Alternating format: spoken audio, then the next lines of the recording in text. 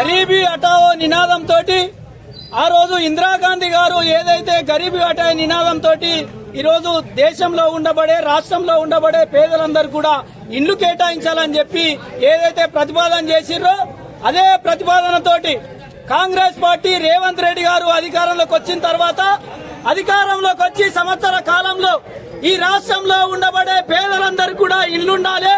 గతంలో ఇచ్చినటువంటి BRS party ఇచ్చినటువంటి డబల్ బెడ్రూమ్ లో ఎవరు కూడా అర్హులకు అందలే. కేవలం టీఆర్ఎస్ పార్టీ కార్యకర్తలకు వారికి సంబంధించినటువంటి నాయకులకే కేటాయించిరని చెప్పి ఈ రోజు కాంగ్రెస్ ప్రభుత్వం రేవంత్ రెడ్డి గారి ప్రభుత్వం రాష్ట్రంలో ఉండబడే పేదలందరూ కూడా ఇందిరమ్మ ఇల్లు కేటాయించాలని చెప్పి రాష్ట్ర వ్యాప్తంగా ఎక్కడైతే సర్పంచ్, ఎంపీటీసీ, కౌన్సిలర్ ఉంటాడో కౌన్సిలర్ తో పాటు 5 కమిటీ మెంబర్లను ఏర్పాటు చేసి వారి ద్వారా లబ్ధిదారులను ఎంపిక చేయాలని చెప్పి ప్రభుత్వం ప్రతిపాదించి ప్రభుత్వం సర్క్యులర్ జారీ చేసింది. ఈ రోజు చేస్తే ఈ మీటింగ్ ను విచ్ఛిన్నం చేయాలి. ఈ మీటింగ్ లో కాంగ్రెస్ పార్టీకి పేరు వస్తుంది. దుబ్బాక మున్సిపాలిటీలో కాంగ్రెస్ పార్టీకి పేరు వస్తుంది. ఆ కాంగ్రెస్ పార్టీకి పేరు రావద్దు. దుబ్బాక మున్సిపాలిటీలో ఉన్నటువంటి నిరుపేదలు అన్యాయం కావాలి, వీళ్ళ చెప్పు చేతల్లో ఉండాలని చెప్పి ఈ రోజు మీటింగ్ సమావేశాన్ని బహిష్కరించి గొడవ చేసి సమావేశాన్ని జరగకుండా చేసినటువంటి నాయకులు ఈ రోజు దుబ్బాక మున్సిపాలిటీలో కొనసాగుతూ ఉన్నారు.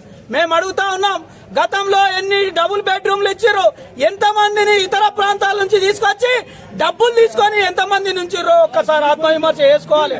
ఈ రోజు కేవలం మేమే ఉన్నాం అధికారంలో, మా పార్టీ ఉంది అధికారంలో, కౌన్సిల్లో మేమే ఉన్నామని చెప్పి ఈ రోజు విర్రవీగుతా ఉన్నారు.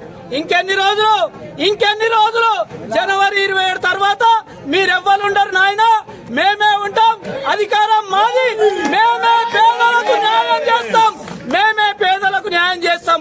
మీరు 5 సంవత్సరాల్లో ఈ మున్సిపాలిటీలో ఎంత తిన్నారు, ఎంత మెక్కిరు, మొత్తం కూడా అనా పైసతో మిత్తితో సహా కక్కిస్తాం.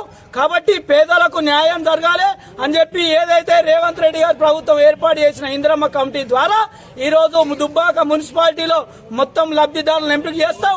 ఎవరైతే న్యాయంగా, ఎవరైతే నిజాయితీగా అర్హులున్నారో వాళ్ళందరూ కూడా ఎన్ని అడ్డంకులు వచ్చినా, మీరెన్ని ఇబ్బందులు పెట్టినా, మీ పార్టీ ఎన్ని ఇబ్బందులు పెట్టినా నిరుపేదలకు న్యాయం చేసేది కాంగ్రెస్ పార్టీ, రేవంత్ రెడ్డి ప్రభుత్వం. 11 మంది ఉన్నారో మీరే మీటింగ్ చేసుకోరి, మీరే మాట్లాడుకోరి.